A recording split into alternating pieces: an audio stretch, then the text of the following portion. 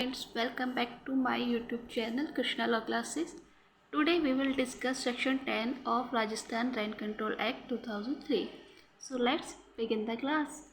Section 10 बात करता है इमीडिएट पोजीशन की, यानी भूस्वामी को तुरंत कब्जा पुनः प्राप्त कराने के बारे में बताता है। तो चलिए देखते हैं क्या कहता है सेक्शन 10। सेक्शन 10 कतिपय मामलों में तुरंत कब्जा पुनः प्राप्त कराने का भूस्वामी का अधिकार, मतलब इस अधिनियम या तत्समय प्रवृत्त किसी भी विधि में या किसी भी संविदा या प्रथा में अंतर्विष्ट किसी प्रतिकूल बात के होते हुए भी नंबर 1, कोई भूस्वामी किराया अधिकरण में इस निमित्त कोई अर्जी फाइल किए जाने पर किसी निवासीय परिसर का तुरंत कब्जा पुनः प्राप्त करने का हकदार होगा। सब क्लोज 1 को हम 3 पार्ट में डिवाइड करके पढ़ते हैं और उसके सब क्लोज 1 को भी 3 पार्ट में डिवाइड करके पढ़ेंगे। तो सब क्लोज 1 का क्लोज क्या कहता है, तो ये कह रहा है कोई भूस्वामी किराया अधिकरण में मतलब रेंट अथॉरिटी के पास अर्जी फाइल कर सकता है अपना कब्जा प्राप्त करने के लिए, और यदि वह नंबर 1 है संघ के किसी भी सशस्त्र बल या अर्धसैनिक बल का सदस्य है या था और पूर्वोक्त अर्जी सेवानिवृत्ति निर्मुक्ति या यथा स्थिति सेवानिवृत्ति की तारीख के पूर्व या उसके पश्चात 1 वर्ष के भीतर या इस अधिनियम की तारीख के प्रारंभ से 1 वर्ष की कालावधि के भीतर इनमें से जो भी हो के बाद में फाइल कर दी गई है। कब देगा अर्जी वो, यदि 1 वर्ष के भीतर है, और यदि वह संघ के सशस्त्र बल का या अर्धसैनिक बल का सदस्य है तो उसे कब अर्जी फाइल करनी पड़ेगी, 1 वर्ष के भीतर करनी पड़ेगी।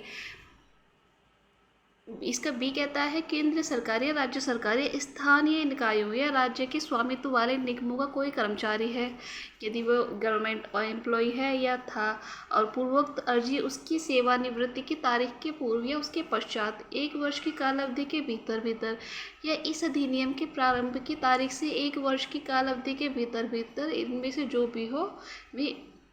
हो बाद में फाइल कर दे। मतलब यदि वह गवर्नमेंट एम्प्लॉय है और सेवा जो उसकी रिटायरमेंट है उसकी तारीख के पहले या पश्चात उसके बाद कर रहा है तो 1 वर्ष के भीतर उसे अर्जी फाइल कर देनी होगी। सी कहता है इसका वरिष्ठ या तो वह वरिष्ठ नागरिक हो यानी सीनियर सिटीजन है तो और परिसर को किराए पर देने की तारीख से 3 वर्ष के अवसान के पश्चात ये पूर्वोक्त अर्जी फाइल कर दे। अगर वह सीनियर सिटीजन है, सीनियर सिटीजन हमने कहाँ देखा था, 2H में देखा था, तो वह परिसर को जब उसने किराए पर दिया है तो किराए पर देने की तारीख से 3 वर्ष के अवसान के पश्चात या उपरोक्त जो भी दिए हैं उनके अनुसार अर्जी फाइल कर दे। अब इसका सेकंड क्लोज कहता है ऐसे किसी भूस्वामी का जो संघ के किसी भी सशस्त्र बलों या अर्धसैनिक बलों का कोई सदस्य था और अपने नियोजन के दौरान वह मर गया है तो उसका कोई आश्रित या और लीगल रिप्रेजेंटेटिव किराया अधिकरण में इस निमित्त अर्जी फाइल किए जाने पर निवास या परिसर का कब्जा पुनः प्राप्त करने का हकदार होगा। यदि वह मर गया है तो उसके LR जो होंगे लीगल रिप्रेजेंटेटिव वह कब्जा प्राप्त करने के हकदार होंगे यदि अर्जी उसके द्वारा ऐसे सदस्य की मृत्यु के पश्चात 1 वर्ष की कालावधि के भीतर या इस अधिनियम के प्रारंभ की तारीख से 1 वर्ष की कालावधि के भीतर इनमें से जो भी बाद में हो फाइल कर दी हो। तो उसके LR कब करेंगे, उसकी मृत्यु यानी डेथ के 1 वर्ष के भीतर और या फिर इस अधिनियम के लागू होने की तिथि से 1 वर्ष के भीतर उन्हें अर्जी फाइल करनी होगी। सेकंड कहता है भूस्वामी की मृत्यु के पश्चात उसकी विधवा किराया अधिकरण में इस निमित्त किसी अर्जी के फाइल किए जाने पर निवास या परिसर का तुरंत कब्जा पुनः प्राप्त करने की हकदार होगी यदि अर्जी उसके द्वारा मृत्यु की तारीख से उसके पति की मृत्यु की तारीख से 1 वर्ष की कालावधि के भीतर फाइल कर दी जाए। देखिए यहाँ पर सब जगह 1 वर्ष के भीतर फाइल की जा रही है जितने भी हमने क्लोज देखे, लेकिन एक क्लोज है सीनियर सिटीजन उसमें 3 वर्ष का आ गया है। क्वेश्चन अगर पूछ ले तो ज़्यादा भयभीत होने की ज़रूरत नहीं है, सिर्फ आपको याद रखना सीनियर सिटीजन के लिए 3 वर्ष है अर्जी फाइल करने का समय सीमा और बाकी सब के लिए 1 ईयर है। सीनियर सिटीजन 3 ईयर और बाकी 1 ईयर। अब देखते हैं इसका सेकंड क्लोज। जहां भूस्वामी ने एक से अधिक परिसर किराए पर दे रखे हों, वहां उपधारा 1 के अधीन अर्जी भूस्वामी द्वारा चुने जाने वाले किराए पर दिए गए एक परिसर के संबंध में ही चलने योग्य होगी। मतलब ये कि यदि लैंडलॉर्ड ने एक से अधिक अपनी प्रेमिसेस किराए पर दे रखे हैं और वहाँ उपधारा 1 के अधीन अर्जी भूस्वामी द्वारा चुने जाने वाले, जो उसने चुना है भूस्वामी ने,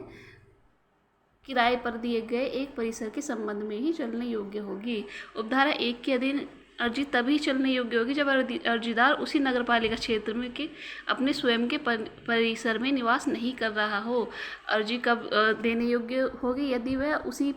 नगरपालिका क्षेत्र में निवास न करता हो। सब क्लोज 3 कहता है जहां कोई भूस्वामी भूतल पर के अपने परिसर को किराए पर देने के पश्चात किसी ऐसी स्थायी निशक्तता से ग्रस्त हो गया है, मतलब डिसेबल हो गया है, जिसके कारण वह सीढ़ियों का उपयोग करने में असमर्थ हो और अपने स्वयं के निवास के लिए भूतल परिसर की उसे आवश्यकता हो, वहाँ वह किराया अधिकरण में इस निमित्त अर्जी फाइल किए जाने पर ऐसी किसी स्थायी निशक्तता के बारे में किसी सरकारी अस्पताल के सम्यक रूप से गठित चिकित्सा बोर्ड से कोई प्रमाण पत्र प्रस्तुत करने पर और किराया अधिकरण का यह समाधान करने पर कि उसे नगरपालिका क्षेत्र में उसके कब्जे में भूतल में का उसका अपना कोई उपयुक्त निवास या परिसर नहीं है, ऐसे भूतल पर के परिसर का पुनः कब्जा प्राप्त करने का हकदार होगा। तो मतलब यदि लैंडलॉर्ड ने अपनी मकान जो किराए पे दिया हुआ है और उसे वो खुद डिसेबल हो गया है और वह सीढ़ियों से चढ़ के उसने जो अपना ग्राउंड फ्लोर है वह किराए पर दे रखा है और वह सीढ़ियों से ऊपर चढ़ के जाने में असमर्थ हो गया, उसे उस ग्राउंड फ्लोर की ज़रूरत है, तो वह इस आधार पर अर्जी दायर कर सकेगा अथॉरिटी के पास में कि वह डिसेबल हो गया है, वह सीढ़ियों पर चढ़ नहीं सकता है और उसी नगरपालिका क्षेत्र में उसका अपना कोई दूसरा परिसर है नहीं और उसे ज़रूरत है, तो इस आधार पर वह अपना कब्जा प्राप्त कर सकता है। उसे किसी सरकारी अस्पताल के सम्यक रूप से जो गठित चिकित्सा बोर्ड है वहाँ से कोई प्रमाण पत्र जो मिला होगा वही प्रस्तुत करने के बाद कब्जा पुनः प्राप्त हो सकेगा। इसका प्रोवाइडेड क्या कहता है? यदि किराएदार भूस्वामी के अधिभोग में के ऊपरी मंजिल के परिसर के बदले में भूतल का परिसर खाली कराने के लिए तैयार है तो किराया अधिकरण भूस्वामी के पक्ष में तुरंत कब्जे का आदेश केवल इस शर्त पर करेगा कि भूस्वामी ऊपरी मंजिल के उसके अधिभोग में के परिसर का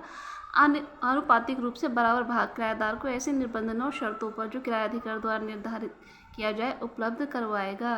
मतलब ये कि यदि भूस्वामी के जो अधिभोग में के ऊपरी मंजिल के परिसर के बदले में उसने भूतल का परिसर खाली करने के लिए तैयार हो गया है तो किराया अधिकरण स्वामी के पक्ष में तुरंत कब्जे का आदेश देगा, लेकिन शर्त रखेगा कि भूस्वामी ऊपरी मंजिल के जो उसके अधिभोग में का परिसर था उसका आनुपातिक रूप से बराबर भाग किराएदार को देगा और जो शर्त उसके रेंट अथॉरिटी के द्वारा निर्धारित की जाएंगी उन पर वह उसे उपलब्ध कराएगा।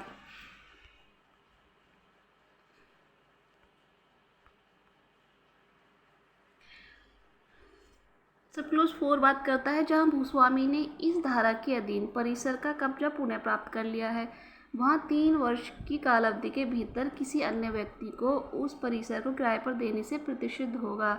और यदि वह परिसर किराए पर दिया जाता है तो किराएदार उसके द्वारा किराया अधिकरण के समक्ष किए गए आवेदन पर कब्जे का प्रत्यावर्तन करने का हकदार होगा और किराया अधिकरण ऐसे आवेदन को शीघ्रता से निपटाएगा और धारा 16 में अभिकथित प्रक्रिया यथावश्यक परिवर्तनों सहित लागू होगी। सब क्लोज 4 कह रहा है कि यदि भूस्वामी ने कब्जा पुनः प्राप्त कर लिया है और उससे किराएदार से खाली करा लिया है तो